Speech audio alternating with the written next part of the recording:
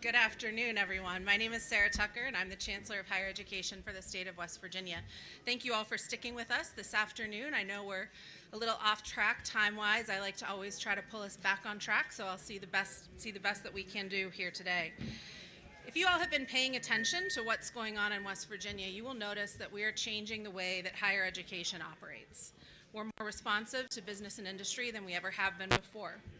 Through programs like West Virginia Invests, which is tied to industry needs, our free community college program, our funding formula that prioritizes in-demand programs for our graduates, and our free dual enrollment program for high school students that are in pathways that lead to careers right here in West Virginia. Our higher education institutions are becoming more and more responsive to our state, to our students, and to our economy. We have 4 presidents here today primed to talk with you about how their institutions are striving to meet the workforce needs of the state. The first is Dr. James Moore, president of West Virginia Wesleyan College, Dr. Jim Nemitz, president of the West Virginia School of Osteopathic Medicine, Dr. Mark Manchin, president of Glenville State University, and Dr. Bonnie Copenhaver, president of New River Community and Technical College. Help me and give them a warm welcome.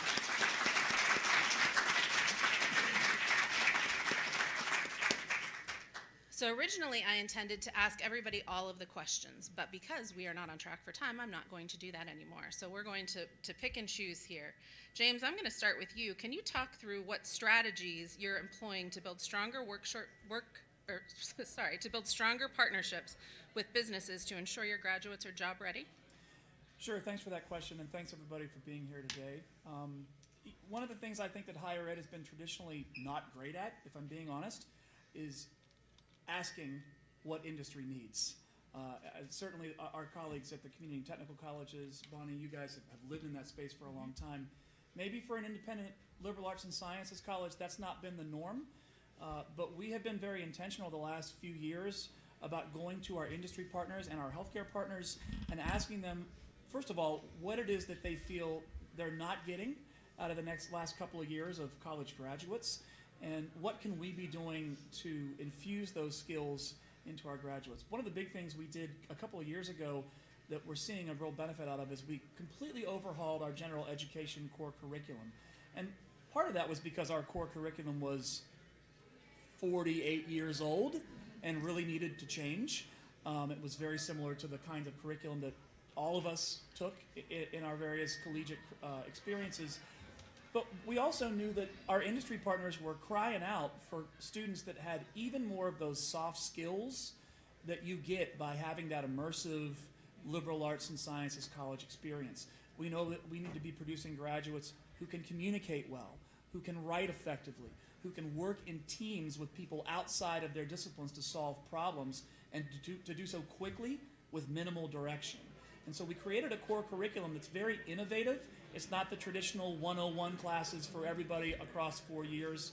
It's very intentionally constructed in a way that teaches people to exhibit these soft skills that we know that employers need. But we wouldn't have known that if we hadn't been listening to industry. So it might seem kind of trite, Sarah, to say we just asked them what they needed and tried to do that.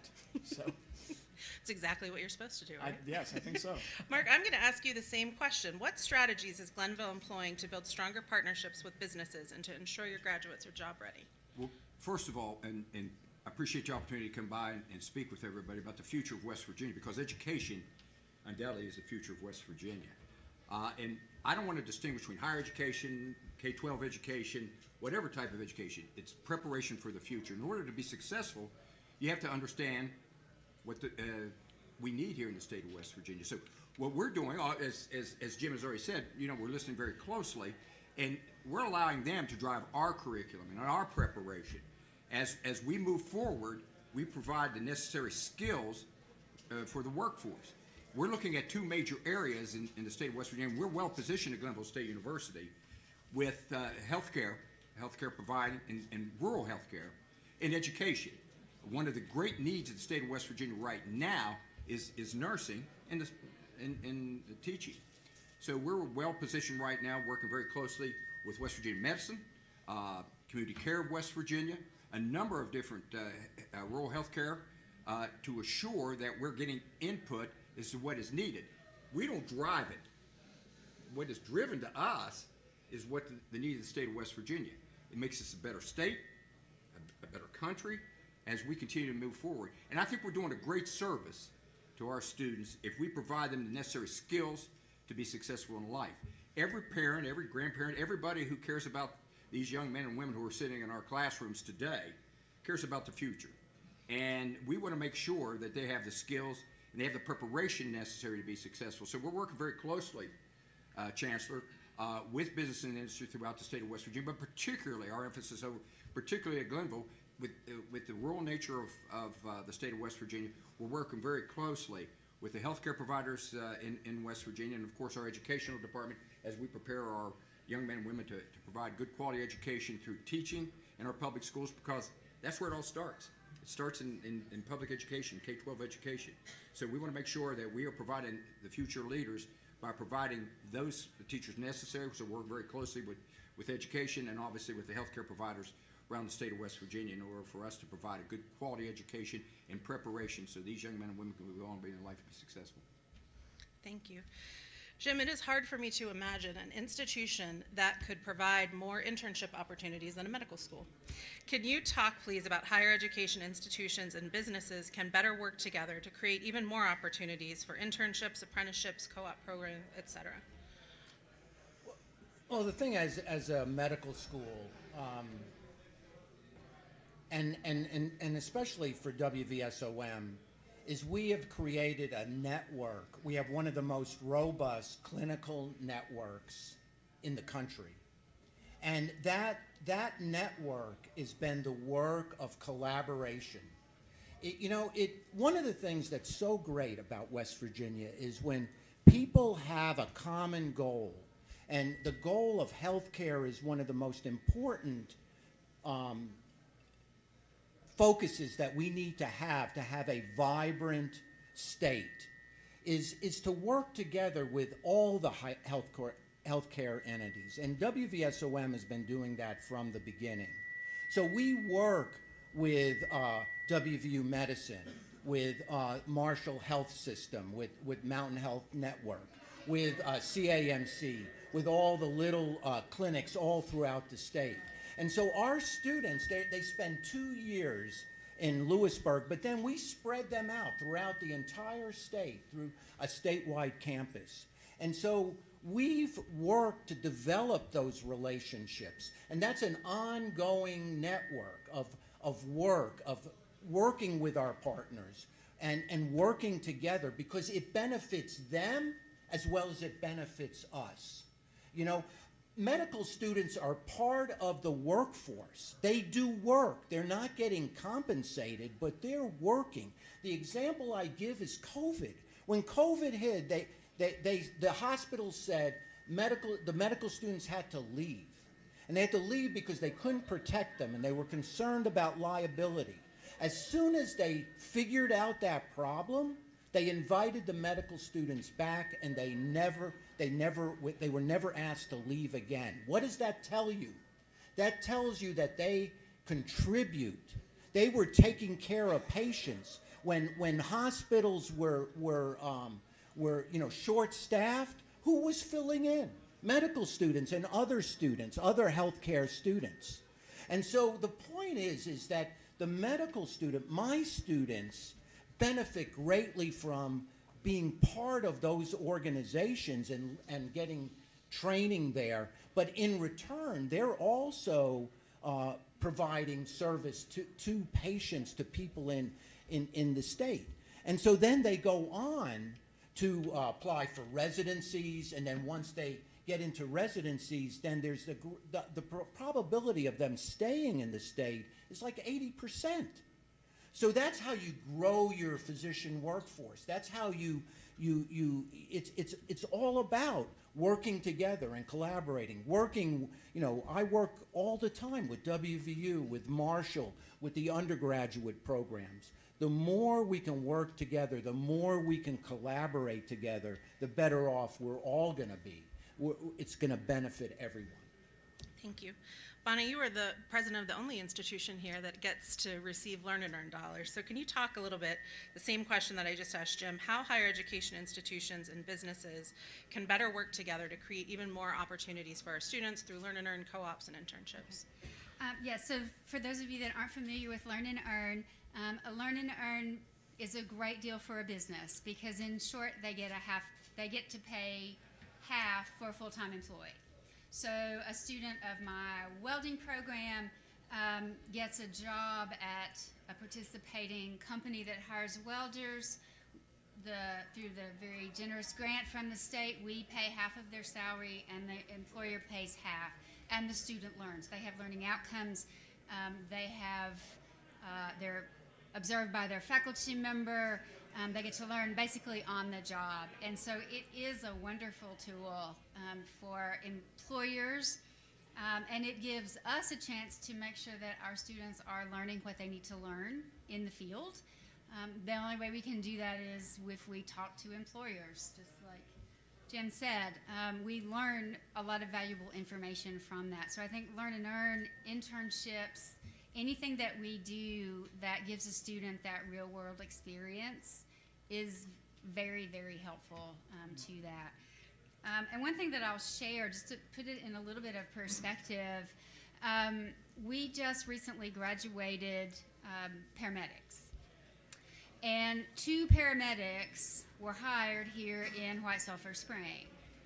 Well, you might not get too excited about 2 paramedics, but 2 paramedics here in White Sulphur Springs increased the capacity by 33%. So we, not quite, doubled their workforce. And that is where I think it is so important to keep that in mind, that, you know, our students, our graduates, many will go on to these other institutions, but many do enter right into the workforce. And they get a job, and they truly make a difference, especially in the small communities, because New River serves 9 counties here in the southern part of the state.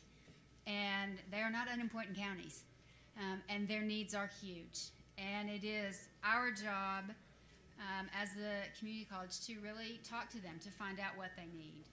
They've helped us create a wonderful food truck program to get into that tourism space. They told us exactly what they needed, what students needed to learn. We are partnering with the Bluefield Economic Development Authority and their food truck initiative.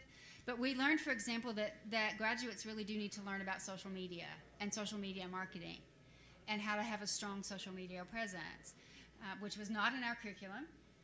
We added it to the new and are looking at putting it in other places like our business programs, our marketing programs, because that's the message that we're getting. And so that ability to be responsive, to truly listen and implement helps us quite a bit. Thank you. These mics are hot tonight. Mark, Glenville has done a lot in the recent years to revise and change programs, start new programs. Can you provide some examples of new or revised programs that directly responded to industry needs? One of the critical things, and we started last year, is the College of Health Sciences. Having grown up in a small community myself, a small community in Marion County, Farmington, West Virginia, my family had and still does to this day, a clinic. And as a young boy, I saw many of the coal miners or people coming from rural parts of Marion County and Mon County and came to get health care. It touched my heart when I saw that. So in Glenville, I don't know how many of you have ever been to Glenville, but it's not easy to get to Glenville. And when you're there, it's great, but you got to get there first. So we have challenges. So what we did last year was start the College of Health Sciences, Chancellor, and what we're doing right now is doing a feasibility study with the College of Health Sciences for a physician's assistance program. Today, many of us don't go to doctors anymore. We go to PAs. And if you have a critical care in these rural communities, all they can do is stabilize you and get you on to either Clarksburg or maybe Morgantown or even Stonewall and Weston. So what we're trying to do, we found that if we train them in Gilmer County or at particularly Glenville State University, they have a tendency to stay. If you start going north, you have a tendency to stay that way. Your Fairmonts and start Morgantown up to Pittsburgh. You go south to Charleston, you have a tendency to stay there. What we want to do is train a future physician's assistant that can provide the health care necessary in the rural parts of the state of West Virginia. And we serve 15 counties, 15 rural counties in West Virginia. And what we've been able to do is work very closely with Marsh University. I see Michael Pruitt back there working very closely with us. And we have started our nursing program. This is our third year. I find it we're providing nursing through Marshall University. First year is the pre-nursing, and the second, third, and fourth year is through Marshall University. And they've been incredible to work with. So what we're trying to make sure that, and again, to reemphasize how it touches my heart, that what greater gift can we get than the gift of being healthy, or at least provide them the necessary health benefits for rural West Virginia. And so I feel very strongly, the health sciences, obviously, we started a master's program last couple of years. We're working, we started a criminal justice master's program for this year. Last year, an MBA, and my beautiful daughter sitting right here will graduate from the MBA program this coming December, which I'm excited about. And in the future, we're working on, and it appears that we're going to be able to provide a master's in counseling. And all the needs, the myriad of needs that people need, not only in West Virginia, not only in rural West Virginia, but throughout the United States. We want to position ourselves to make sure that we can provide those necessary services to help and make this a better place to live. One of the first things that you find when people live is their educational system and their health care. And hopefully, in many times, rural West Virginia is the one that's passed by. More urban areas are always often the beneficiaries. So what we want to make sure is that rural West Virginia, particularly the Glenville service area, is providing the necessary skills for those young men and women who want to go on and make a difference in somebody's life and providing good quality health care. I do want to lean into for a second to something that you just said, because you didn't bring it up in your comments, but you've worked awfully hard on it, is your Grow Your Own initiative for teachers. Absolutely. And providing good, the future teachers of West Virginia and our Grow Your Own is we provide scholarships for those young men and women from West Virginia who want to come to Glenville and go on to be teachers. At one time, years and years ago, half of the teachers, literally, and I mean this literally, half of the teachers in West Virginia, this is 30, 40, 50 years ago when I first started, but half the teachers either went to Glenville or Fairmont. Now that's changed a little bit. You know, the very future of West Virginia, the very future of the United States, is sitting in the classrooms today, first and second grade, third grade, fourth grade. 98% of all our leaders of today, from the President of the United States all the way down, went to public schools somewhere in the United States. So we're providing good quality teachers. Nobody wants to go into teaching anymore. It's a tough profession. We want to continue to build upon that, and Chancellor, thank you for bringing that to the attention here today. We're going to continue to grow that program. As I said earlier, the two were positioned: quality health care, quality education. We are now well positioned to provide the necessary skills to those young men and women who want to go into those fields. Thank you. Jim, you're the perfect person to answer this question. How is your institution working with local healthcare providers and community organizations to address the significant shortage of healthcare professionals in rural West Virginia? Well, that's by becoming the largest medical school in the state. You know, it's by growing that population and then providing those students with opportunities, and then, like I said, working in our statewide campus where, you know, so we have 400 plus students in Lewisburg for the first 2 years, and then 400 plus students in the third and fourth year distributed all through the state. We have WVSOM students are in all of your communities. And that has been the key to our success. That's been the key of distributing our students throughout the state. They get exposed to all of the great health care systems in the state, and then they get involved in the residencies of those states, and they stay, residencies of those programs and stay. And so that's how we're growing that. We recently, this year, I'm really proud to say that WVSOM has been a sole purpose institution, meaning we've had the one program for 50 years. Well, we started our first new program this year, and it's a graduate program to increase the number of people who are going into medical school or professional schools to grow, because that's what we need. While there's no question that PAs and nurse practitioners are performing a very important service in our healthcare system, we all got to work together.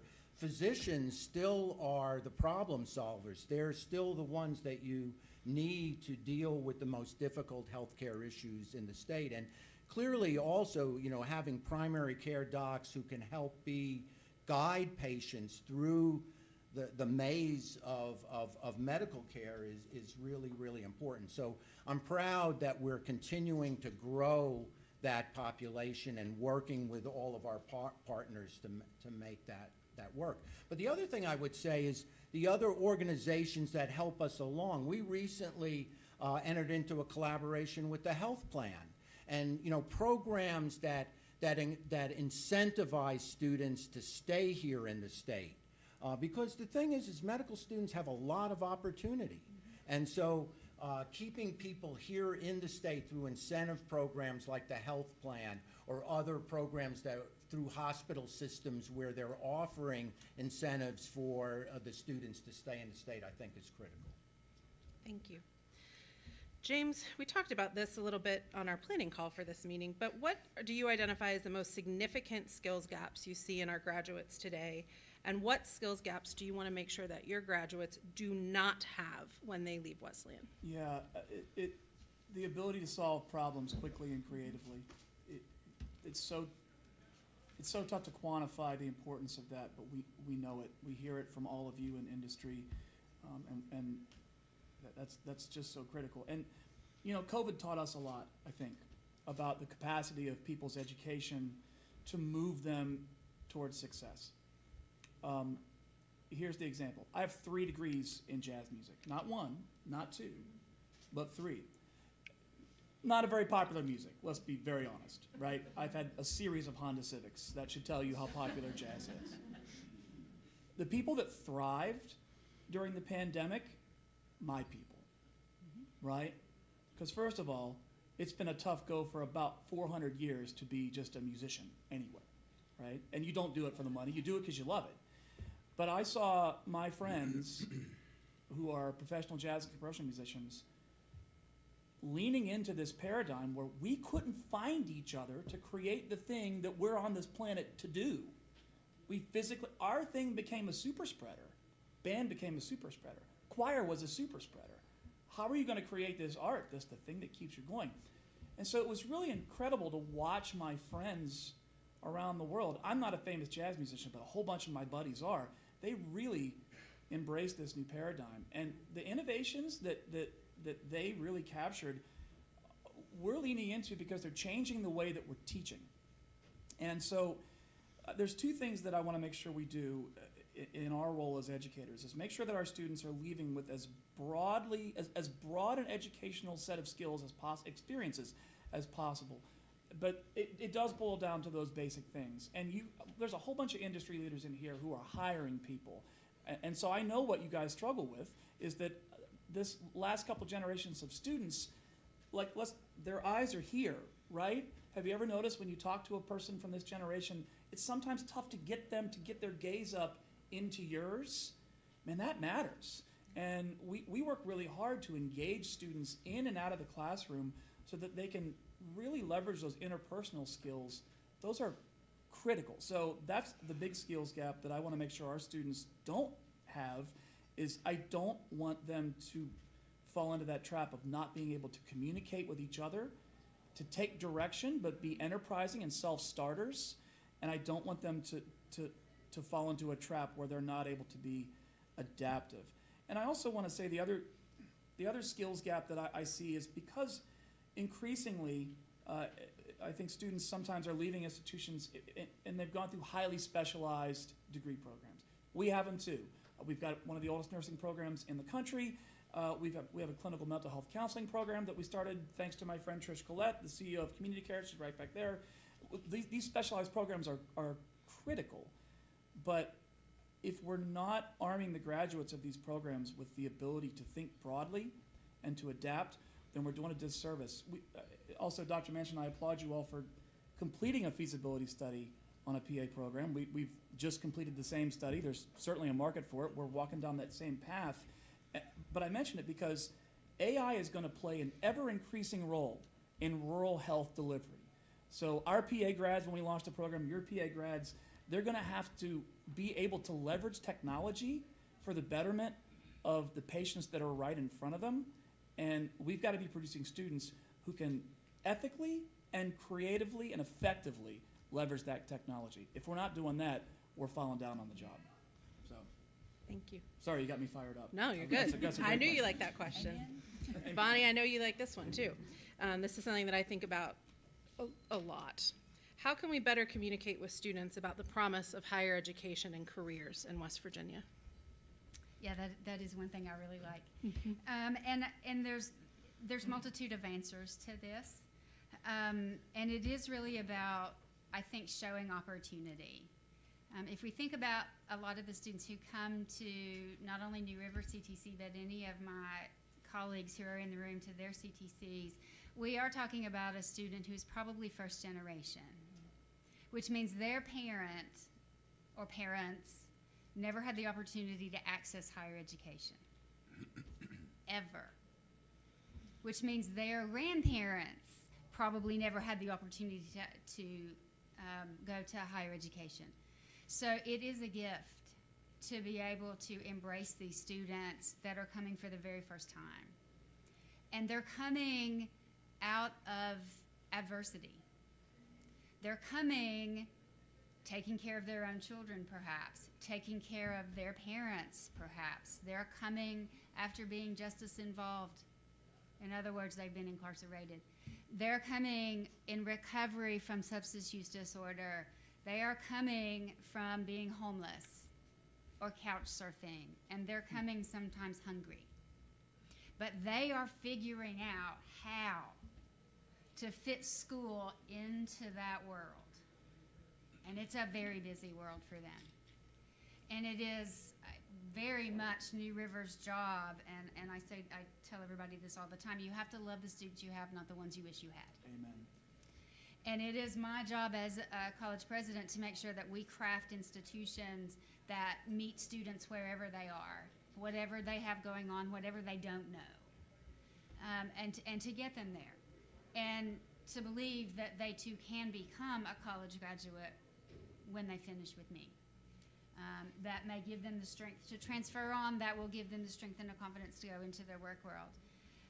And that once they get done, then I have to be able to they have to know for sure that there's going to be something here that they want to stay for. And West Virginia's done an amazing job of recruitment and economic development, and really trying to show people that no, there are good jobs here, but in not all parts of the state. And my part of the state, in the very southern part, we don't get as many great fancy exciting news about new industry.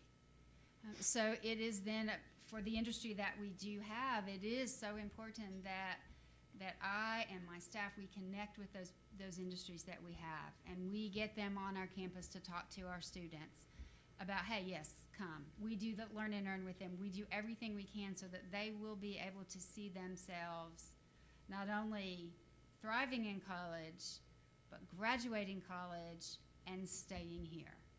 Community college students nationwide are unique in that they want to stay where they live. And they are going to stay here, and they are going to contribute to the economic well-being of the communities where they live and work and breathe and play and love and have deep connections. And it is incumbent, I think, on all of us to make sure that we are at that table when it's time for an economic development, because that means so much to my students. My students will not go through a program that they're going to have to go to the Eastern Panhandle to get a job. I might have one or two. but I don't have many. And to me, it is unethical for me to do that. Say, yeah, this is a great program, but you can't work here. Now, if you have to drive, 30, 45 minutes, fine. But they're not gonna drive 8 hours or 7 hours.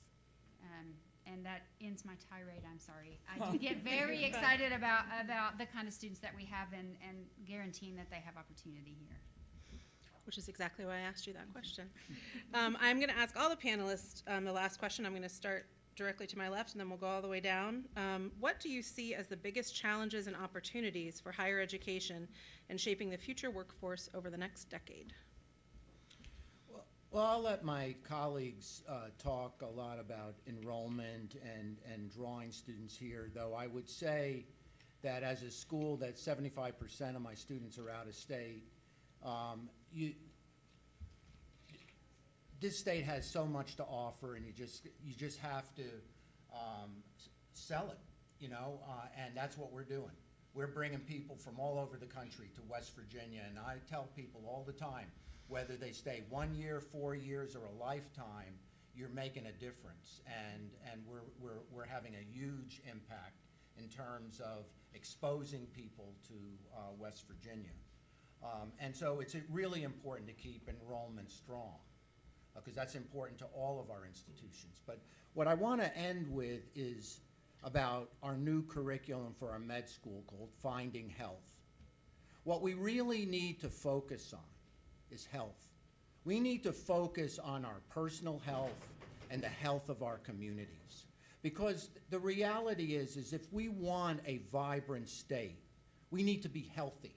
And the reality is a lot of people, and I was one of them, fall into unhealthy behaviors. And so we created a curriculum for our medical students, because one of the things that happens to students is they become unhealthy. They under this incredible stress. And you see it all the time where people just don't take care of themselves, or in fact, they don't know how to take care of themselves.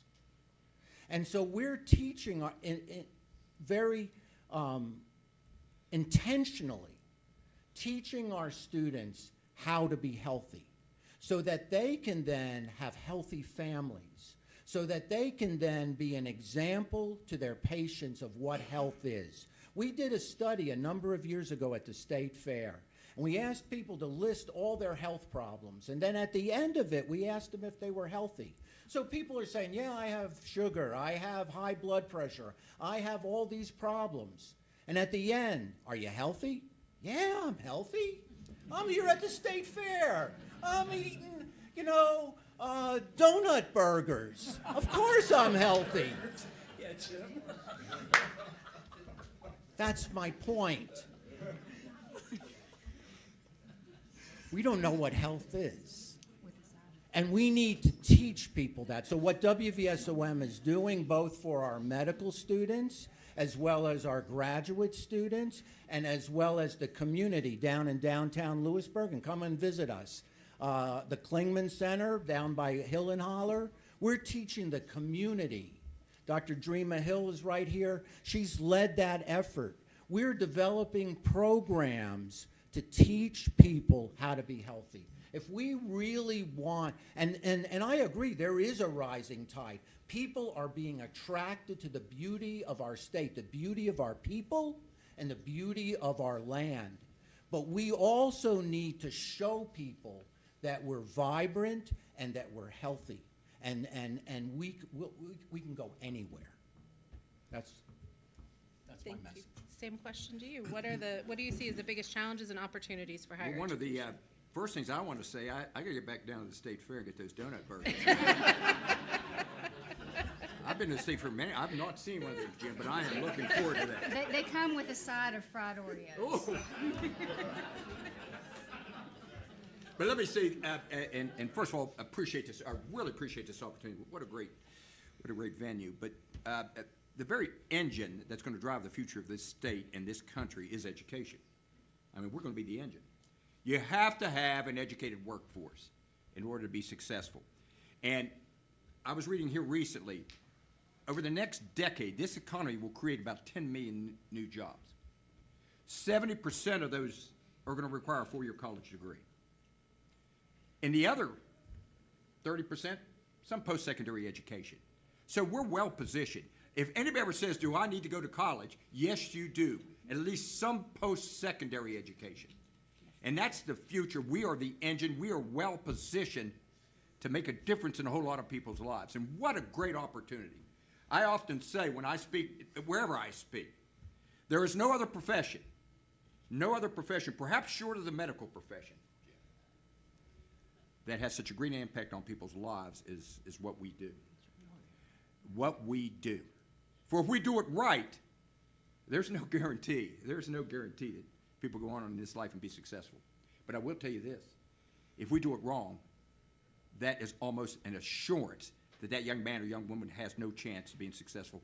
And we are sentencing them to a life of hopelessness and despair. What a great opportunity. What a great opportunity that we serve in the future, and what we're doing at Glenville, what this incredible dais is doing is helping prepare young men and women. And like you said, I think, Bonnie, you said it, and all of us, except perhaps for the medical school, we have a lot of first-generation college going. Oh, We have a lot too. Do you really? Oh, yeah. Well, first generation, and 70% or 80% of our students at Glenville are lower socioeconomic, and if they're given the opportunity, and like I said, first gen, lower socioeconomic, if they're given the opportunity to be successful, they don't know what success always looks like. You know how many times I talk to parents? How many times people come in and want what's best for their young man or their young woman, their child? How many times they come in and I sit down and say, listen, bring them here, we'll take care of it. We'll give them the direction. We'll give them the chance to be successful in life. Well, all we'll do is open the door. We'll open the door, but you got to walk through. And that's what we often tell them. And always tell them when I finish up, we just had a convocation at Glenville the other day. I tell them, go out and conquer the world. It's waiting for you. And that's how I feel that we're doing. Bonnie, challenges and opportunities. Right. Well, I had lots of various answers when I was thinking about this question. But I decided to answer it by using an example of something that was a challenge that created an opportunity, because people need to know that it's possible. And one of them was in Summers County. We do serve Summers County. And the Summers County High School had stopped offering their licensed practical nursing program. And I went to go meet the then CEO at Summers County Appalachian Regional Hospital, lovingly called SCAR-H, if you're familiar with that. And the hospital said to me, can you teach the LPN program? We have students over here that wanted to go into it. Can you teach this program? And I said, I would be more than happy to do that, but I'm going to need help. Now, what you need to know is normally when I say that, crickets follow, or the subject changes, or the business partner runs out of the room. Well, SCAR-H very nicely stayed in the room. There were no crickets, and immediately it was yes. And they helped us by giving us space. They renovated the space. We have access to their employees to recruit from students. We have the ability to use their site, of course, as a clinical, and to draw adjunct faculty, if we needed clinical faculty, out of that site. And we are now on our second class of students that are going through that program at SCAR-H. And that to me, the challenge piece there is, there are needs in the community that I know that I can fill, just like all of my other two-year partners. We can fill those needs, but it isn't an unlimited pocketbook. And the state does a wonderful job of supporting, and I can get grants and I can do some of that, but that doesn't cover the full cost. And all of us, probably all of us, but especially two-year colleges, we do need help. We need those businesses and industries, just like SCAR-H and their parent company, ARH, step forward and said, yes, we understand that if we need you to help us fill that need, then we're going to have to help you as well. And it has been so valuable and so important. And New River and ARH are looking at a couple of other programs that they can help us get started in other parts of our service area. And they are committed to helping New River get these things started so that they can hire in our communities. And I talk to them too all the time about, I need nursing faculty. Well, nursing faculty have to have in a 2-year ADN program or associate degree nurse, they have to have a master's degree. Well, in the field, nurses don't need a master's degree. It does them no good unless they're going to go into administration or might want to teach. They don't get a pay bump for it. You know, the incentive is not there for them to go back and get this school. And I am not shy about talking about that to hospital people. Because you want me to do nurses all day, and that's really great, but if I don't have a faculty member, I can do nothing. So I think that challenges and opportunities, the more that we share what my challenges are, what their challenges are, and have that dialogue, and it cuts across all industry. It doesn't have to just be healthcare. That we are better at solving those challenges, whatever they are, because they do differ by industry, they differ by profession. But on my desk is a little plaque that says "Start with Yes," and it's front and center. If you're in my office, you can't miss my plaque. And I go about that because I want to be able to get to that yes 99.9% of the time. There are times, yes, I know I have to say no, and it kills me. But I know that I can't always say yes. But to get to that yes means having those open conversations. Because, you know, I could be training, you know, the next Florence Nightingale out there who's going to revolutionize the world of nursing. And I want to be able to do that. I want to be able to put out the best EMT. I want to be able to put out the best welder that helps build all these wonderful buildings that are going to be growing as we grow as a state. But being able to share and have a talk about it, that it's not just me saying no, no, no, but understanding if I do need help, what that means. And that partnership is so very valuable to me and to my students. James? Challenges and opportunities. I think the challenge for higher ed is going to be that we're going to need to adapt with increasing speed, not something higher ed's been traditionally good at doing. The opportunity is that we get to adapt with increasing speed. We've got to be diligent. We've got to be smart. One of the things that's been frustrating over the last 20 or so years is seeing sometimes institutions deploying a broad spectrum of new programs without actually testing whether those programs are needed in the market and whether they're feasible. So we've got to get really good at getting to the bottom of whether a program is feasible and needed, and then going as fast as possible. You know, Bonnie, you shared a story that's very similar to one that we have at Wesleyan. And again, Trish from Community Care is probably tired of hearing the story, but sorry, my friend, you got to sit through it again. 2 years ago, we were approached by our neighbors, Community Care. They're basically our neighbors. They're right down on Main Street in Buchanan. And they said, we really would like you to start a master's degree program in clinical mental health counseling. And we were all kind of new in our jobs in my administration. A lot of us were in these interim roles before we were made permanent. And we really wanted to start with yes, but we were like, well, we don't have the faculty experts. We don't have those people to help us write the curriculum. Trish said, we'll give them to you. We'll just get our people alongside yours. Oh, cool. Yeah, we can do that. Well, we don't know how to navigate the accreditation issues. Well, we'll help you with that. Our people can figure that out with you. Great. I don't have the margin to start this program. Cool. We'll help you find the money. We really need these people. Let's go. Right? And it was a really great lesson for us, because I've got a very energetic leadership team. I have a campus that wants to go fast, but we just, as a sector, a lot of us, particularly those of us that have spent, in our case, 134 years in primarily the undergraduate education space, we don't have that muscle memory to go fast. So we've got to get really good at doing that and continuing to do that. That's a big challenge for us and an opportunity.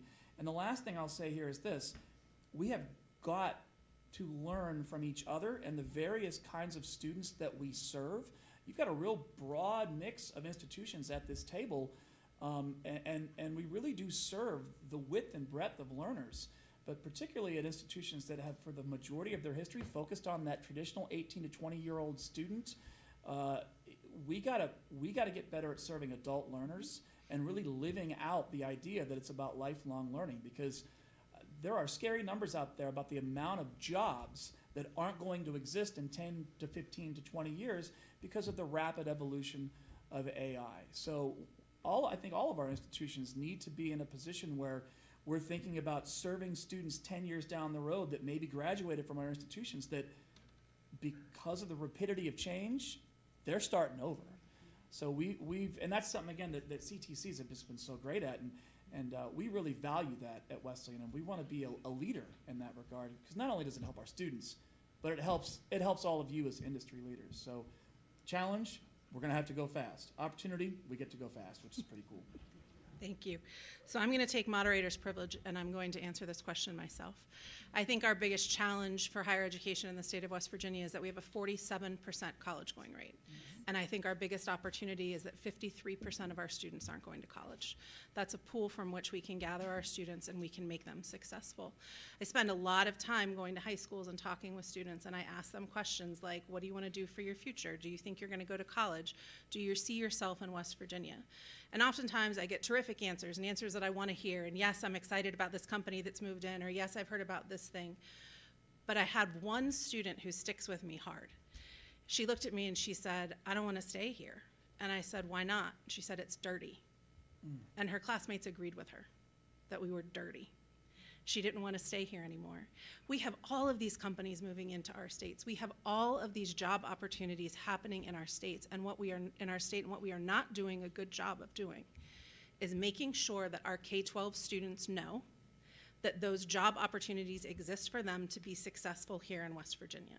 And that is a nut that I have been trying to crack for a long time, because what we have done in this state is that we have given students who are already likely to go to college all of the opportunities to see themselves as college goers. Those are the ones that we took on trips to go to the colleges and have a tour of campus. Those are the kids that had the opportunity to take the AP courses. Those are the kids that had the opportunity to do the dual enrollment courses. The kids that were already going to go. But we need to get the kids that aren't sure about it, the kids that are struggling to figure out what their future holds, the kids that are struggling to realize what they could be, and we need to get their foot in the door. And oftentimes the way that happens, particularly for first-generation college students, is that one single person makes a difference. One single person says something, sparks something, makes a kid understand something that they hadn't thought about before. And trying to give our students that opportunity really, really excites me. And I am going to transition now into telling you about a program that I have absolutely nothing to do with, but that I think is wonderful. And I want to make sure that you all recognize it. On all of your seats, there was a handout about the West Virginia Public Education Collaborative Speakers Bureau. This is a K-12 Speakers Bureau. What they have done is they have gotten West Virginians from all walks of life, from all different types of jobs, all different types of opportunities, and they've put them together in a free portal. And our K-12 institutions can contact that portal, and they can ask for somebody from that industry to come to their county, to their high school, to their middle school, and to talk with them about what the opportunities are like in this state. And I think it is phenomenal. I think it is absolutely phenomenal. And I'm very pleased to have Donna Peduto here, who spearheaded that work.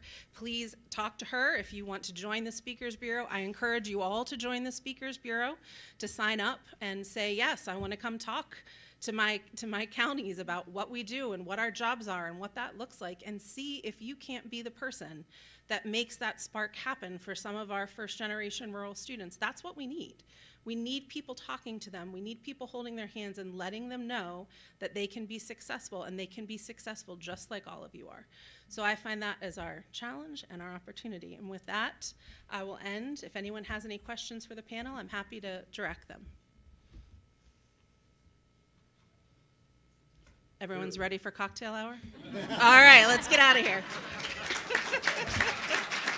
Truly amazing, I think. Thank you. That was a great answer. Thank you so much. Thank you. Good job.